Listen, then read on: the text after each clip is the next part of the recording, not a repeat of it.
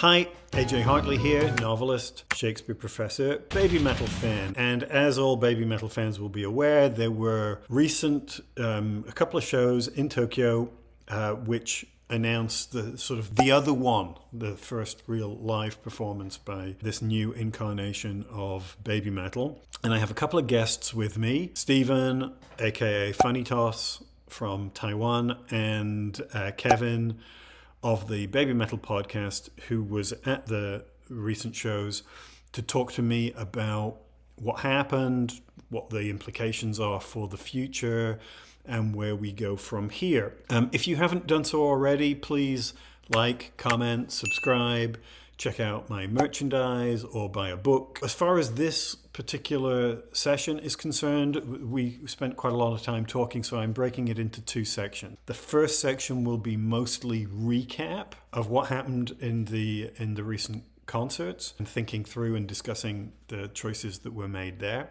And the second one will be more speculative, particularly about the third member, based on what we learned from the recent shows. So, hope you like it. Okay, so welcome. For people who don't, yes, thank you, Stephen. People who don't already know, my guests today are Stephen, aka Funnytoss, who's joining us from Japan. No, he's not. He's joining us from Taiwan. No, he's not. I wish I was. I wish I was in Japan. So this is going well already. And Kevin of the BABYMETAL Podcast, who is joining us from Japan. And Kevin's current claim to fame is that he just witnessed both of the recent Tokyo area concerts, and he has spoken at length about them on the BABYMETAL Podcast. What, a couple of weeks ago? Yeah, I think we got that out about 2 weeks ago as we record. Yeah, and so, our purpose today is to have a fairly sort of free-form, open conversation about what those shows were, what new insights or ideas or hopes or possibilities seemed to emerge from them, what the direction of the band is likely to be. And I have some questions from my Patreon supporters.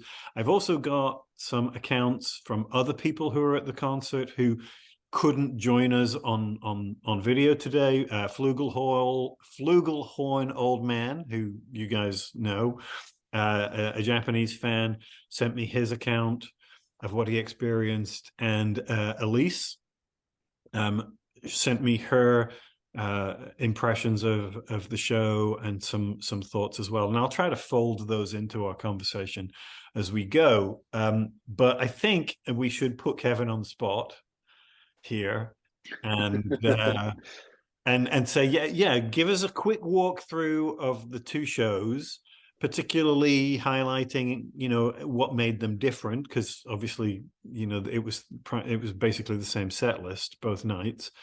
But talk us through the shows, and then maybe we can start pushing into things that have occurred to you since you did the podcast recap, and we'll just jump in and mess things up at some point.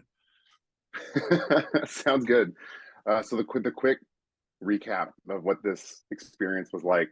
So I've had the privilege to be able to come to Japan, and not only in Japan, go to a lot of BABYMETAL concerts over the years. I think this is, for me, one of the most exciting ones, because it had a very different atmosphere kind of going into the first day. There was a lot of firsts, for the Japanese audience. First time they could have a mosh pit since Corona restrictions have been lifted, right?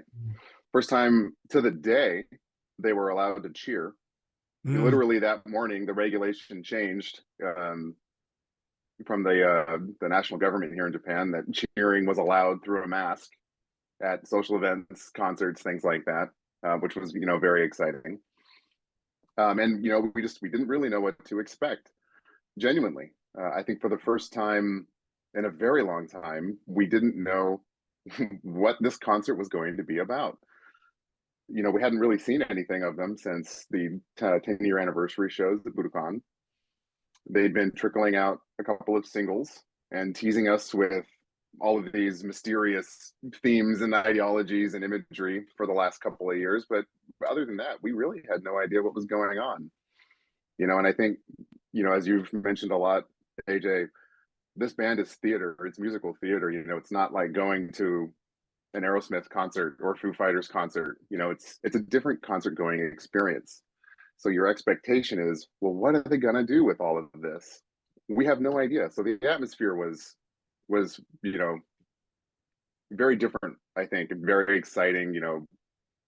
I would say more so than usual. Mm-hmm. So yeah, day one, we get inside the pre-show set list. I want to call this out again just because I thought it was so cool. They do a pretty good job playing good music, and they've started rotating through collaboration songs. And Kingslayer came up, and the crowd got super into it for Sue's parts during Kingslayer, clapping and cheering and going along with the song, which I thought was pretty funny because it was just the usual crowd murmur kind of until Kingslayer played. So yeah, the show starts, and my God, what a way to open. Two brilliant doors open on a stage that we haven't really seen since Legend S. I think Legend S is probably their biggest production ever. And I'm not counting Tokyo Dome. Like, that was a spectacular stage, but very much a concert. Mm-hmm. When I say production, I mean, they built a set. They were telling a story. The goal of this concert was to tell a story, not just deliver music. And that was apparent right out the gate. Pun intended, I guess, on that one. Clever. And yeah, music starts. There are first three huge, they built those thrones from Game of Thrones that they had been showing in their throne artwork. They motor forward out of the Fox Gate. In the middle sits Sue Metal. To her left sits Moa Metal. And there's an empty third throne. That's going to be important later. Storytelling, man. Storytelling. Yeah, storytelling, and foreshadowing. Everybody's just, I can't really, it's really difficult to articulate and put into words the feeling of the crowd of being in the room when this started happening. It's by this point, we know it's going to be special because it's not just another concert. They're not in front of a giant LED wall that's just, playing geographic shapes and colors and wild things like we saw in Metal Galaxy. They're telling us a story this time. And I think every time they've done that in the past, if you've been around for a while, it's going to be a special night. So that really set the tone, I think, for the rest of the concert. And then, of course, they went through Metal Galaxy. Incredible, or excuse me, not Metal Galaxy, Metal Kingdom. Incredible opener. I wasn't a huge fan of the single, just listening to it. I liked it. I thought it was great. But, I think like a lot of Baby Metal's music, it's meant to be experienced live. And that is, of course, true here for Metal Kingdom as well. Can I pause you there for a second and just ask a question? Because as a lot of people pointed out, when we saw the video, which of course dropped the day after I did my analysis, of course, and killed my views immediately. It's like my views are like, but and as you say, the theatricality of the thing, all those extra bodies, the costumes, the big tuning forks, and all the rest of it. Absolutely spectacular. And the word that keeps coming to me, even more than theater, is pageantry. Yeah, that's a great word. A sense of the grandeur of the thing. But I was struck by the fact that the vocal wasn't live. And I wondered why that was, particularly Stephen and I were talking just before you came on about the sound quality on some of the little sort of bootleg recordings that we've heard of a couple of the other songs. And I was really struck by how off the voice sounded. And I couldn't tell if that was because of the way it had been recorded and it was picking up sound from weird speakers and the voice was coming in at a different from a different angle, so it was off key a lot of the time. But everybody says that her voice sounded fantastic during the show, particularly on the second night. So were you happy with the vocal stuff? I think so. Why did they not use the live voice on the video? So to your first question, I do think, maybe it's our first time in a couple of years jitters, and it kind of took them a few moments, as I think a lot of performers experience this if they're coming back to their profession for the first time, right? Stage jitters.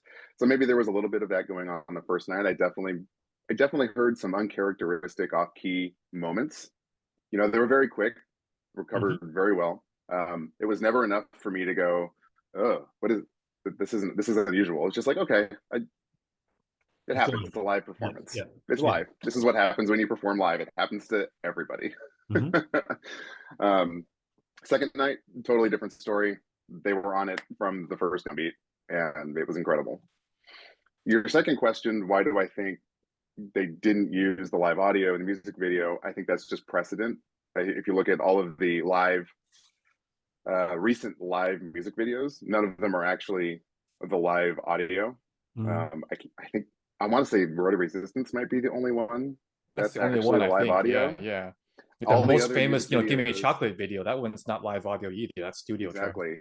Yeah, they've always used the studio track on top of the live video when they release that kind of music video. I can only speculate as to why. Maybe a business reason is they want to entice you to buy the Blu-ray DVD when that releases, or a companion live album when that releases. They don't want to give away that content for free on YouTube. But again, that's only speculation as to why they might do that. Cool. Okay, great. Onward. Yeah. Really after the spectacular opening, the concert just kind of proceeded as normal. Great set list. I do think, now that I've had time to reflect about it, their set list choice, and I don't have it in front of me. I'm going to remember moments. At this point, I don't have the full set list in front of me, so you can correct me. But there were some staples of the last few years missing. Hardly any Metal Galaxy played. However, I would call the set list a greatest hits compilation at this point. And I think that was intentional. I think when they were designing this show, they wanted to build the most hype possible, because I noticed 20 minutes into this thing, I was exhausted. When I go to these concerts, I enjoy moshing. I enjoy moshing in Japan. It's a different experience than in the West. We're not throwing elbows. We're not trying to hurt each other. We're running around in circles and doing walls of death, and being fun and jovial, but respectful. In a way I think you can probably really only experience in Japan. So I've been doing a lot of laps around this pit, and we're only like 20 minutes into this thing. And I'm thinking about it, it's like, wow, we did like all of these really interactive, really, circle pit songs back to back to back to back to back without a break. And that was a theme throughout the whole night. They really went after a greatest hits approach to, I think, maybe build the most hype possible, going into the future. That they left out most of Metal Galaxy. I think the only song played from Metal Galaxy was Papaya, which I think is just going to become a set list staple, because Distortion it's as well. Extremely. Yes, Distortion as well. Thank you. Again, I don't have the set list right in front of me. Well, this struck me just because. Sorry to cut you off. But it struck me just because it's actually basically the same set list as the 10 Babymetal Budokan shows, and those were a best of. Basically, most of the songs they played this time, Road to Resistance, IDZ, Distortion, Papaya, Give Me Chocolate, Mikitsune, they were all at Doki Doki Morning. Those were all from, it was basically the set list at Makahari Messe was 10 Babymetal Budokan plus 5 songs from the other one. Yeah. And so, it just occurred to me, well, maybe, they're kind of doing, like you said, hyping people up, but they're also kind of doing a do-over of the 10 Babymetal Budokan, where they were not allowed to mosh and scream and shout to their full content. And could be. Theoretically, 10 Babymetal Budokan was supposed to be like a goodbye to the old era, but I guess it didn't really, hit the way they wanted it to. Maybe they're doing it again and combining that with the hype up to the new era. So like you said, a transitional concert in a sense. Yeah. Because the set list is basically 10 BABYMETAL Budokan, which was itself a best hits. Yeah, I don't. Did at 10 BABYMETAL Budokan, did they play Road to Resistance and IDZ at the same time? Those were they played those every single night. Yeah. They play those every single night. Okay. Yeah. So yeah, that's certainly possible. You know, and the reason again I knew this was I was exhausted. Just running, just running around in circles and having a good time. Like, wow, there was just not a lot of breathing room in this set list. None of the ballads were played. No solos were played. Like, out of curiosity, when you see a new song for the first time, like Shingeki, which is the next song on the set list after Metal Kingdom, do people tend to like, they want to watch the screen and watch the performers, because it's being, debuted for the first time, or they're just like, nah, Circle Pit, we'll watch it later on the Blu-ray, because you're not going to see bit, yeah, yeah, a little bit of both. I think. Well, I don't think BABYMETAL fans are unique. I'm going to say that and then recant it. But I think fans at this level of music that are this passionate and going to shows like this, the songs aren't new. They're making live debuts most of the time. There was one exception that weekend, right? We did get one new song, but we'd already heard most of these going in, even though they were a live debut, and. The moshing and the circle pitting kind of follows a pattern. You're going to do it during the chorus. So the way it works is usually, when they're doing something new or making a live debut, everybody is like, whoa, everybody's very intently kind of watching the beginning. And usually by the second chorus, if it's called for, a pit will start. Somebody will always start a pit. A pit will always happen. And you got to remember too, depending on where you are, you might not have a great view. Where I was both nights, I was in the pits farthest away from the stage. Ah, yes, the gaijin pits. The gaijin pits. In fact, the second night we were in pit G, which we all found very amusing. G for gaijin. But they usually do a pretty good job of video coverage, and this time is no exception. Rather than having the huge wall behind them. Each corner of Makuhari Mese's event hall had huge, big screens. So it kind of didn't matter where you were standing. You could always see maybe two and a little bit screens if you weren't looking at the stage. And even, in a circle pit, if you're doing laps, you can just, as you're going around, just kind of move from screen to screen. And then, there's the stage, there's the screen. So you can still get a pretty good idea of what's going on, even as you're doing a circle pit. Nice. Nice. So yeah, I think the biggest thing to call out is, we got, like Steven mentioned, we got a new song, a new single. We got two actually, Light and Darkness and The Legend. Yeah. Well, we're only halfway through the concert, Steven. You're jumping the gun here a little bit. I bet. Yeah, so that was great. I go into a little bit more detail on the podcast, so I'm just kind of hit the major beats here. So we've got a new song. I want to mention both new songs were performed as a duet, which I think is really interesting. You mean Light and Darkness and Monochrome both only had Sue and Mo on stage, no Momoko? I think so. This is the disadvantage of recording like 3 weeks later on a Wednesday night. or moshing. When you've been on or the moshing. Yeah. You know what? I think Monochrome actually did have all three, had Momoko with it. It was the Legend it was definitely the Legend, was only two of them, because I remember the presentation. There were, and this will be important in a moment, we've gotten accustomed to BABYMETAL using these octagonal LED covered stages that were on tracks and moving around. There were two of them this time. The stage Roombas. There were two of them. They had two. One on kind of either side, and they could drive and meet in the middle and go back out, and that kind of thing. And I know for sure the Legend was a duet because Sue was on one end, Mo was on the complete other end of the arena, and they were lifting up on both platforms by themselves. And now that I think about it, I think Monochrome did actually include Momoko. And how was the visibility on those movable elevated stages? Were you reliant on the screens, or could you see okay? So your mileage may vary. I'm 6'2", And in a Japanese crowd, I can see everything. If you're not 6'2", I can see you having some obstructive views. But yeah, for me, it was pretty good. And Makuhari Messe is pretty good as a concert venue in that way. There are huge concrete pillars, as you kind of need in a large event center throughout. But actually, from where I made mental note, I thought they did a really good job of not parking the stage in one place for very too long. They were trucking those things along. They were getting their money's worth moving these things up and down the track. They didn't have breakdowns like in the US, like with stagehands pushing the Roombas. Yeah, definitely didn't see any breakdowns. But I made note of that as well, because one of my complaints when they were using those things before is they would drive that sucker and just park it there for a whole song or two, even, maybe lift it up and bring it back down. And if you're far away or on the other end of where they parked it, you're watching a screen. You're not watching the stage. So I made note that, okay, I noticed that they're moving this thing quite a bit more than they had in the past, which felt, more fair, I think, for everybody in the building. Because the audience itself is all on a level, right? There's no raking. Yes, there's no raking.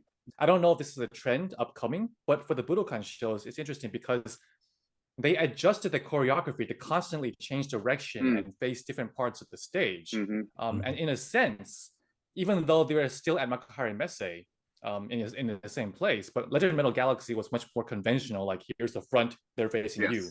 Whereas here, the way you describe it, it seems also kind of like a 360 stage again, sort of like the Budokan in that sense. And that takes, extra effort to do for sure. I don't know how much they're going to keep retaining to do that, but I think those were two very interesting things to do.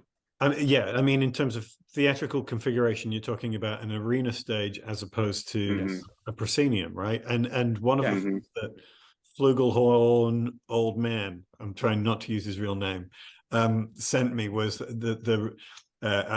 apparently Bo made a Twitter remark about how Sue particularly likes playing in these arena configurations, even though it's much more challenging for a vocalist, because she likes to be able to include every person in the hall. So as Stephen says, they're constantly having to sort of rotate, right? And this is that sort of classic thrust stage or arena stage model where you have to be sort of continually in motion so that people are getting at least one face. Yeah. To elaborate slightly upon that remark, I know the original, because I follow I use Twitter basically for the sake of following Japanese baby metal fans and fan artists, and I can elaborate slightly more on what Bo was talking about in that regard, because people mentioned that Sue seemed to be having IEM problems, especially on the first day, which would mean that she wasn't able to hear herself in her IEMs very well. Now, that's a big problem when you're at a large stage, because when you're farther away from the speakers, the speed of sound, the distance, you're not hearing the proper timing, and it's very easy to throw yourself off. So if they were in a more traditional stage setup, here are the commies, then here are the girls, and here are the speakers, then even if your IEMs are out, that's not really a big deal because there's no time lag. But as you go on the Roomba further out into the crowd, the time lag and the distance between the speakers can really mess up your timing if you don't have IEMs to rely on and keep you in sync and in tune. And so in that context, going out into the crowd, into the unwashed masses, for the sake of getting closer to the crowd, is a challenge. And it's something that they very intentionally did. Koba actually talked specifically about building the 10 Baby Metal Budokan stage, where they built that outer ring that they almost never actually used during the show. They didn't use it during the choreography, which is mostly during the center of it and the birthday cake shape. They used it primarily towards the end just to say hello and wave to people. So he said that, in many ways, like during COVID, this was like, we're trying to keep budgets down, you're trying not to waste money, and Baby Metal blows all this money on building an extra stage that they hardly ever use for the sake of getting close to fans. And I found that very interesting, just because I think we're going to talk about this later, is that what does Baby Metal actually want to do? What are they trying to do? What is the relationship? What are their performance goals? And I think I'm seeing a relatively consistent theme in this regard, starting from the Budokan, where I know there are a lot of fans who complain that BABYMETAL, like, no, they don't care about the fans because they don't release, you know, backstage photos or wherever, you know, and I get that. But at a certain level, like on stage at the very least, they seem to be doing more and more to try and connect themselves with the fans. I think Kevin can speak to this later on about, you know, Monochrome, where Sue actually talks to people rarely, you know, for once in her life, which from what I can tell, left quite an impression on everyone there. Yeah. So it's interesting where when they're off stage, they seem, you know, more reclusive than ever. But when they're on stage, they seem to be slightly less scripted, or at least trying to create a stronger connection than when they were kids. So because they're in character, right? Yeah. Because Yeah. their on-stage persona, that's part of the show. In that context, though, they can try to interact with the audience more within that context. Yes, more so than they did as kids, I think. Yeah. Totally Sorry, agree. I just threw you off completely with my entire tangent, but no, I think it's important to talk about that kind of stuff because it, you know, it does add perspective, and I think it's good. It's good to hear that, and it's good to talk about that kind of stuff. You know, and just to relate back to we were mentioning, you know, Sue maybe struggling a bit on the first night. That could have been IEM related as well, you know, for all we know.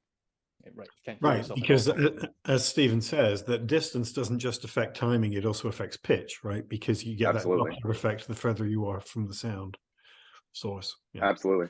Download a what is it, the voice jam, one of those voice jammer apps where you talk and it plays it back into your head and you can't now speak.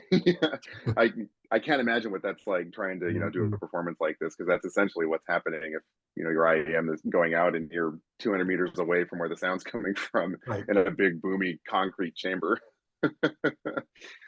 So yeah, I think you know, I think the first big moment, you know, of the night after we're drenched in sweat and we've been running around is the, you know, kind of the first sign of change. Things are changing, something new is happening. You know, we had this super elaborate opening with Metal Kingdom and the Thrones, you know, but then we kind of settled into a groove of music that was familiar, and some not maybe so familiar, but you know, they took the opportunity, you know, maybe about halfway through to throw a video in, you know, rather than, you know, in the olden days they would do, you know, like a Sue solo, you know, or something, or future metal in the middle of the song.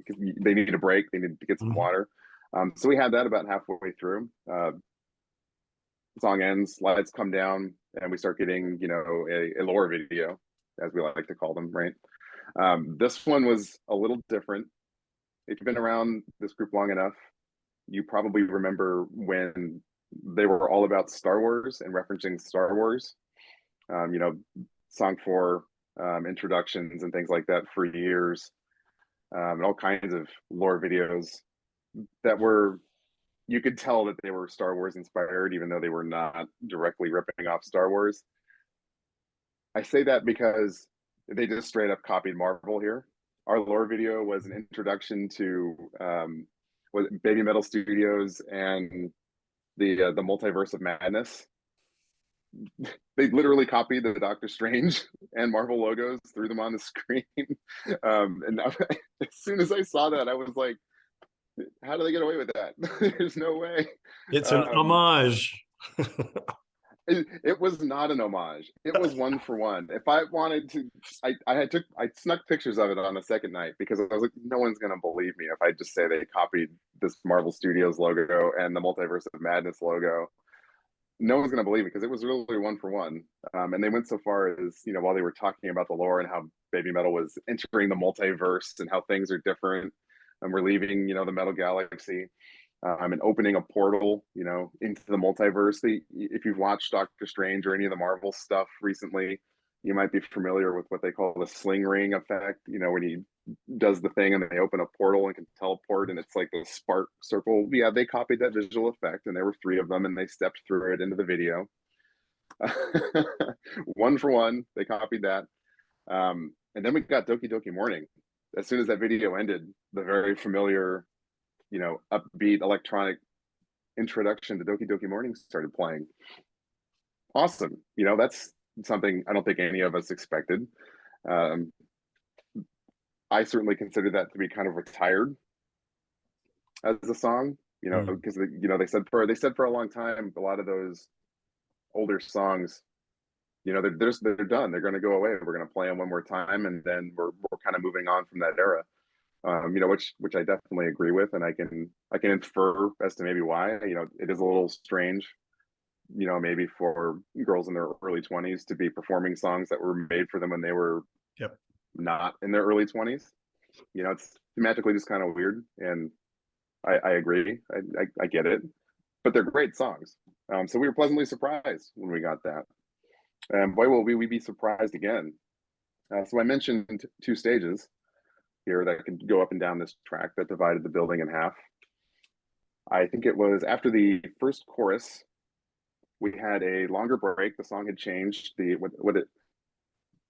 My music theory is failing me here. What comes right? Second verse after the first chorus.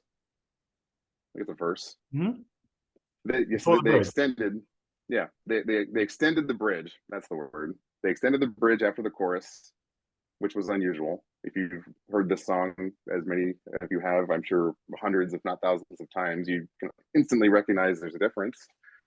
The difference was that second stage was motoring its way out of the doors. Now, this was pitch black. We weren't meant to see this. I only know this because I very intently and very purposefully got a very good spot and stood there the whole time the second night so I could watch this moment, because I wanted to see this song. I did not want to be running around in circles. I wanted to have a good spot. I needed to see what was going to happen. So this stage comes motoring out while they're doing this extended bridge. And then we go into the next verse. Sue starts, lights come back on. They're on her. As I'm looking at the camera, I guess it'd be on my right. You can't really have a stage. I don't know how you have a stage left and right on a circle stage, but they were to my right, singing. And then after this verse, the lights came down. They were illuminated from top down with spotlights. Their lights shut off, and immediately the lights to my left came on and illuminated them. I'm thinking to myself, how did they do that? They were here. Now they're 50 meters over there on a completely different stage on the other side of the building. And younger. I didn't realize this right away. I was still dumbfounded trying to figure out how they pulled this effect off, because in the moment in a concert, you're not really thinking with your analytical brain, right? You're just kind of like, what is going on? Anything seems possible, right? You're not thinking logically. You're like, they did it. What the hell? Yeah, exactly. You know, you're lost in the moment. So I'm trying to figure out what's going on. And then, you know, a verse gets sung over here, and then it switches again. Suddenly they're back over here. And I'm like, what the heck is going on? How are they doing this? This is amazing. It's at this point, once they switch back, because the lights stay on longer, they've kind of stopped the teleporting effect. Now all of the lights are on and I can see what's going on. To my left, there's a completely different set of young ladies performing a mirror image of Sue, Moa, and Momoko. I think it was pretty intentional. Mirror has been one of the things, right? And this is a mirror. We're in the multiverse, and now it's a mirror. They're doing a mirror performance. It's like, wow, this is really cool. Who is this? What is going on? This is incredible. I instantly remembered Budokan when Moa did Onodari Satsaksen with, what do they call them? Like the Fox kids. They had baby foxes in the lore. Yeah. Baby foxes. They had the baby foxes so that she could perform that song in a way that, made sense as maybe an older sister rather than her trying to persuade her dad into doing things. So I instantly recalled that, and I was like, wow, this is a really clever way to perform this song, to have a mirror version of themselves. About 3/4 of the way through that song, I recognized one of the performers as a Sakura Gakuen member, Kimura Sakia. I was like, I know her. I wonder if we know the other ones. I couldn't figure out who the other ones were until the second night or afterwards, talking around. She was the only one I knew for sure I had seen. But man, what an incredible moment. And you talk about pageantry and creativity and performance. Holy cow. They've done it again. They pulled a rabbit out of their hat. Not only did they pull off this really incredible stage effect where it looked like they were teleporting across the building when they obviously weren't, but it was extremely effective. they've come up with yet another creative way to play a very old song that was designed for kids in a way that makes sense as adults. Yeah. And you know, I saw some of the conversation after, you know, people got wind of this, and on all this sort of panicky, oh my God, they're going to replace the girls with these young. I'm like, no, clearly this is a way to sort of do this kind of like an imagining, remembering of what they were kind of thing for this song in particular. The other thing I wanted to say, you know, in terms of that, the trickery of the doubling that you're talking about, what I love about it is that it's actually a very old device in terms of Japanese theatrical culture, because this is your classic kabuki costume switch, where you will have, and this was sort of particularly, you know, made famous in the mid-19th century by actors who specialized in quick changes, who would, I mean, so much so, and I've seen this, and it defies belief, where you'll have two characters engaged in a sword fight, and both are played by the same actor. And they will be fighting on stage, and then they'll go past like a rock or something and come out the other side wearing the other clothes, so that the lead actor can play both roles, right? So I think that I love that this is, in some ways, it's super high tech, and in other ways, it's a really old, traditional Japanese theatrical trick, you know, of allowing these characters to sort of switch and through sort of doppelgangers. That's incredible. I had no idea. I've only heard Kevin's description of it, but from what I've heard, what you talked about, lights on and off, they basically did the same thing at Wembley Arena for Baby Metal Death. Where on stage they have three mannequins apparently, and everyone's looking over there, and then all of a sudden, you know, and then all of a sudden the spotlight changes, and they're in the middle of the crowd. The difference is, of course, they didn't go back and forth. Use a similar effect, moving it during the darkness for Dada Dance during the Metal Galaxy era when they turn the lights off and they scooch forward a little bit. They turn the lights on, and it looks like they're teleporting. So it's a great effect. It's a very simple effect, but they definitely made, you know, great use of it. Yeah. Yeah, super effective, because it was not an insignificant distance. Like, these stages weren't touching each other. You know, Makuhara Messe it was 2 event halls with the divider removed, holding about 15,000 people. And, you know, I'm sure we can look up and figure out the square footage, but it's big. It's a large space. You know, and they were far apart, so that just added to the effectiveness. I mentioned that on the second night, I very intentionally went in early, got a spot. I wanted to watch Doki Doki Morning. I wanted to see what happened. We'd identified all 3 of the younger girls who had been performing from night 1. We had Kimura Sakia, Miko Todaka. Thank you. That's embarrassing. And Kokono Kondo? Is that right? There's another Kokona, yeah. It's not the Sakura Gakuen Kokona, but it's another Chow girl with the muse. Chow girls. So it's 2 Sakura Gakuen girls who just recently graduated. Kokona Kato. Kato, that's what it is. Who were performing. Kokona as Moa, Sakia as Yui, and Miko as Sue, which is important, as I'll explain. So night 2, I'm watching, I'm focused. Here's what's happening. I was able to see their silhouettes appear on the second stage, so I knew it was coming. I'd ruined the effect for myself intentionally because I wanted to see it happen. And then, they start performing the song again. When the lights switched from Baby Metal to, I don't know, young Baby Metal, new Baby Metal, new metal, chibi metal. I like chibi metal. They're performing. They're going hard. They're putting everything they have into this. It's well rehearsed. It's performed. Yeah, it's 1 for 1. It looks very good. Maybe one of them was Steven. Only the Fox God knows. I will say it was noticeably not as refined as we're used to. If that makes sense. It was good. It was very good. Noticeably not as refined as we're used to for that song, after having focused all of my attention on it. One thing I definitely noticed the second night that I did not notice the first night, and I guess we'll probably never know if this was intentional or not, or if we just missed it on night 1, I mentioned that when the lights switched over to Chibi Baby Metal, they were performing the song. What I noticed on the second night that I hadn't on the first night was Miko Takada, who was playing Su-metal, was singing the song. I heard her voice. She was singing. I am 100% confident that I heard her voice. If you've listened to the podcast or you know me at all, I am a Sakura Gakuin fan, so I'm familiar with all of these young ladies.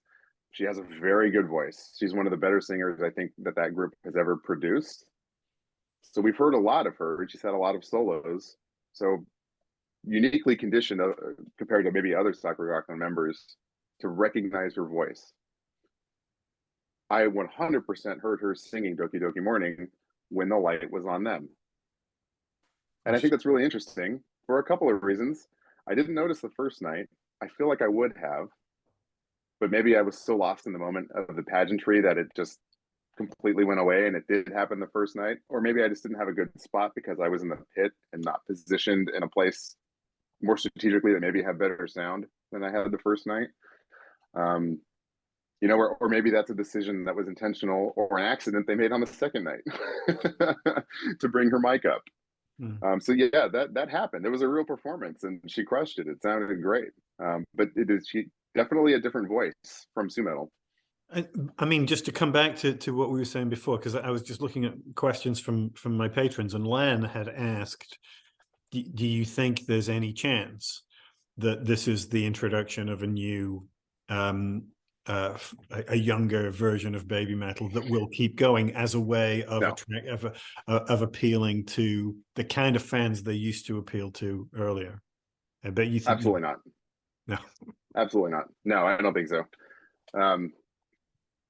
For a lot of reasons. The first one that comes to mind is I think having two units named Baby Metal or something Baby Metal similar damages the brand because it causes a layer of confusion for new fans entering.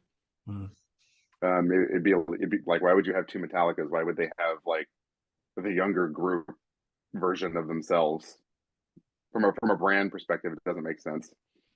From a logistics standpoint, it doesn't make sense. These girls are between 12 and 14 years old. At least here in Japan, they can't perform past like 7 o'clock at night, which is interesting. And I'll bring up why that's interesting, maybe a little bit later when we get to the end of the recounting here. And I don't think the three performers that performed as Young Baby Metal, I don't think that they're maybe strong enough in this kind of performance to pursue it as a career. If that makes sense. Yeah, I mean that hurts a little bit to say, but I think there's a difference between when Sumo and Yui were young. They were raw, but they've been now doing it for 12 years to have the expectation of what the baby metal product is today, and to throw new tweens into it now would be really unfair to them, I think. Even in a sort of walk on, walk off kind of role for specifically Doki Doki Morning, Catch Me If You Can, maybe even Gimme Chocolate, songs that might otherwise go out of the repertoire? So I think that's a different question. Right. The original question was, do I think they're spinning up a younger group to appeal to a different audience, right? No, I don't think so.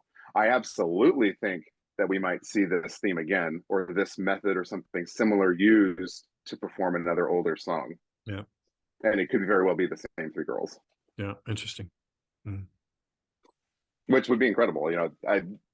What a great cheat code to be able to play your old repertoire when you have this kind of weird, it's different. Metallica can play a song from the 80s today and nobody thinks anything of it. Yeah. But it is kind of weird when Baby Metal plays something from their first album, particularly their younger sounding songs. It's just a way different kind of thing.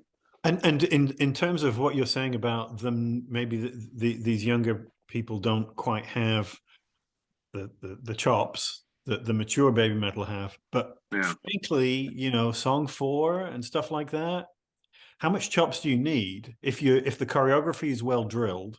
Because it's a mechanical choreography. It doesn't require people to be particularly good dancers.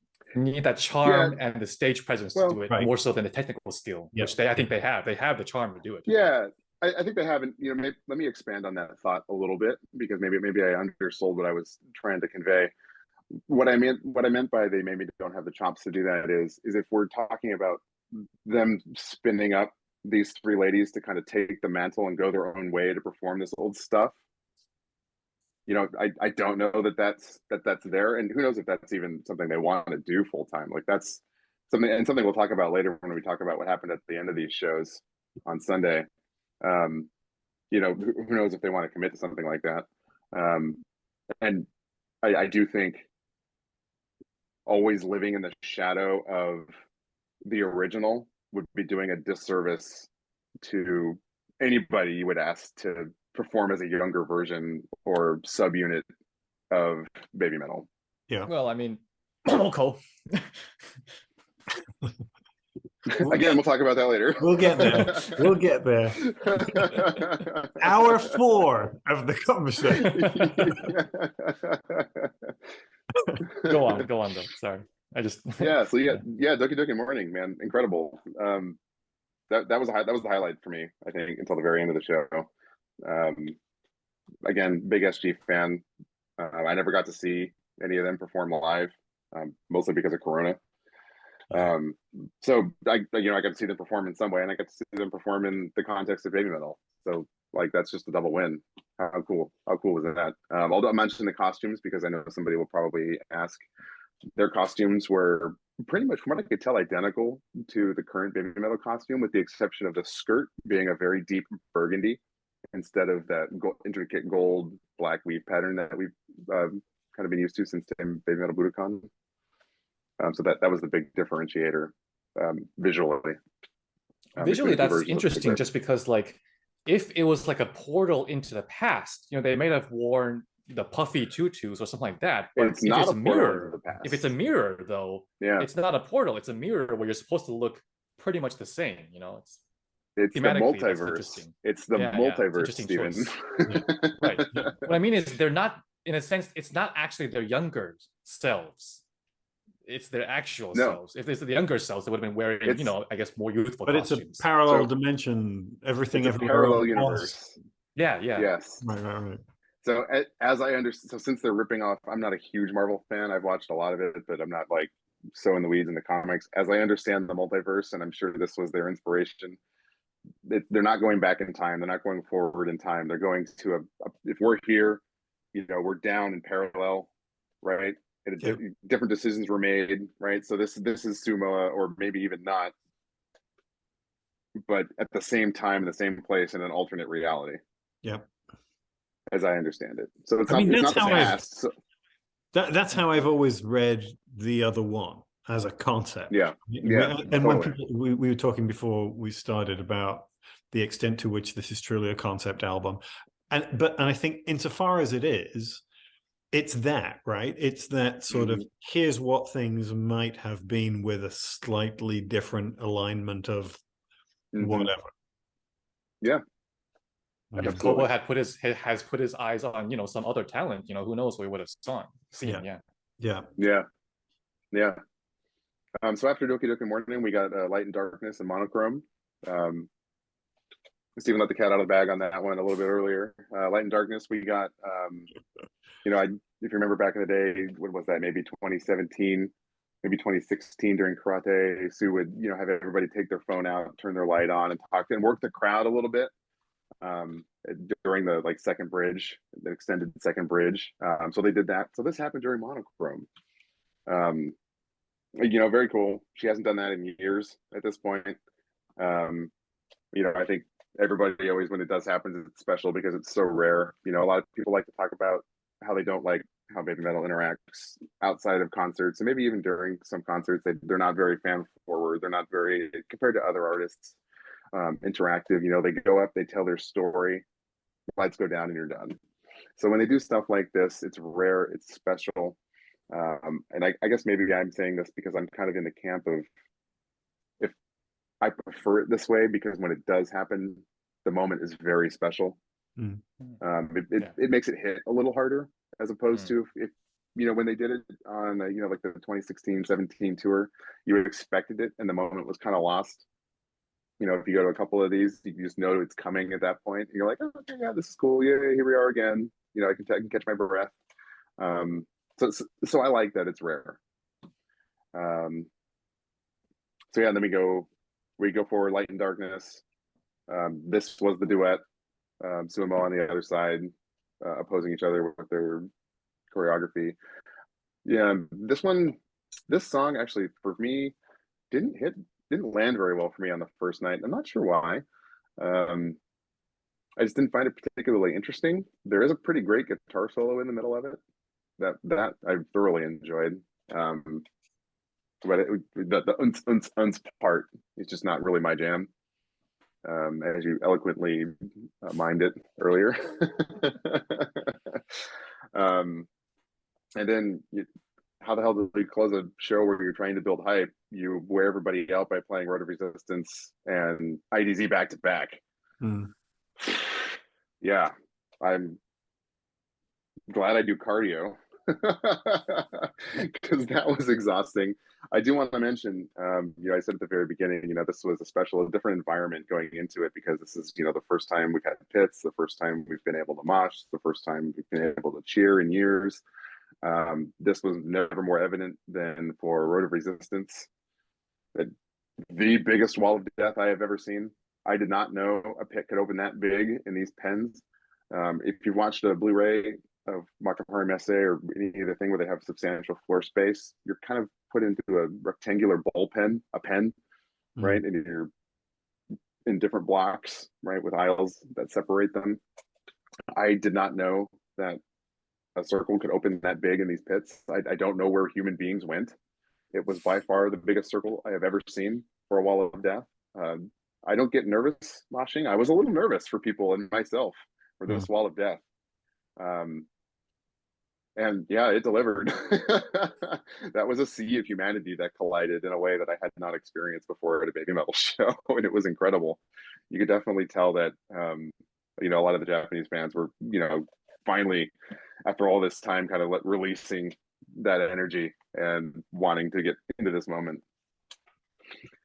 So yeah, we go through these two songs. My heart rate is as high, and I'm drenched in sweat, wearing 2 masks, struggling to breathe. And we're back to the theater to close the show.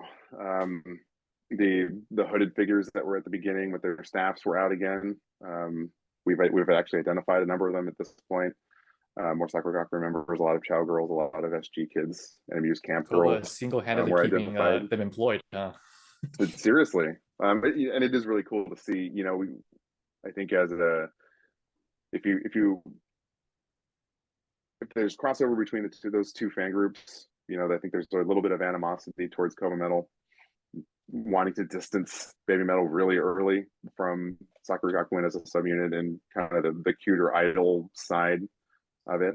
But I also don't think he gets enough credit for the things he's done to continue to include them, even though it's behind the scenes. You're not supposed to know they're there or who they are. But it's pretty clear that throughout the years, they've gone out of their way to bring in people from that space and around, Amuse Kids and Sakuragaku and include them whenever they can. We got 2 Avengers out of that, right? Kano and Momoko come from Sakuragaku.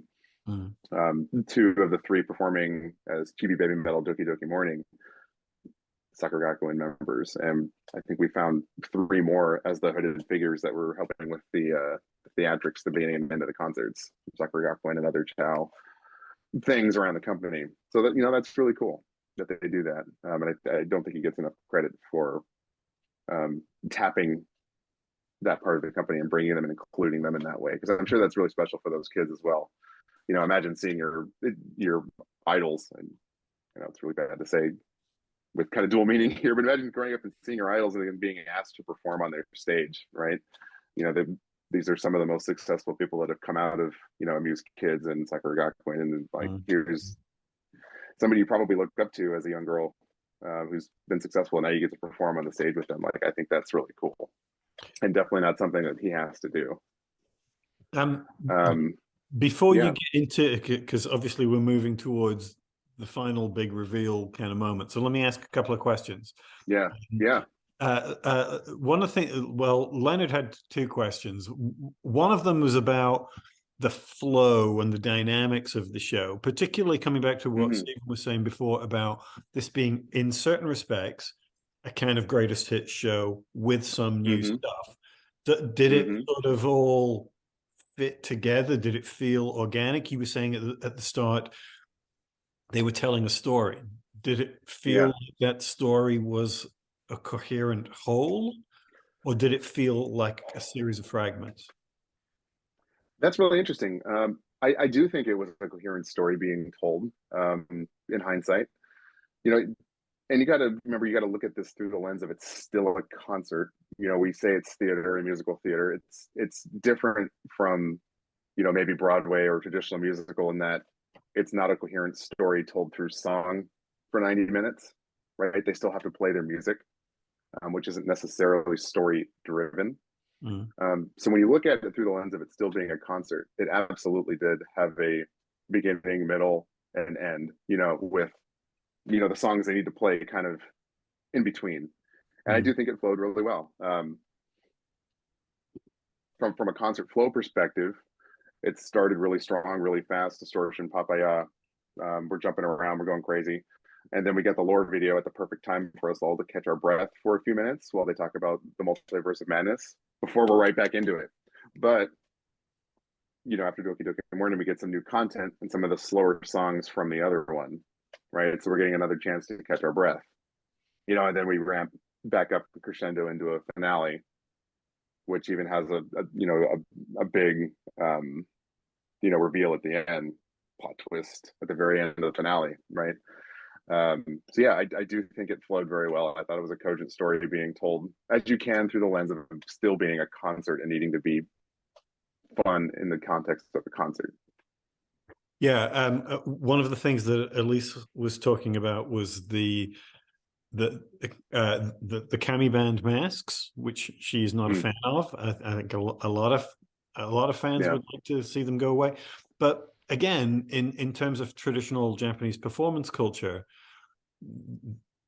there is a sort of a way of actually not just Japanese performance culture. I think about things like Sleep No More, Punch Drunk, sort of immersive theater companies that require the audience to wear masks to separate them from the performers. And I wonder if something similar is going on here, that there's a deliberate attempt to sort of make the performers into background, the instrumentalists into background, in order to foreground the performers, the girls.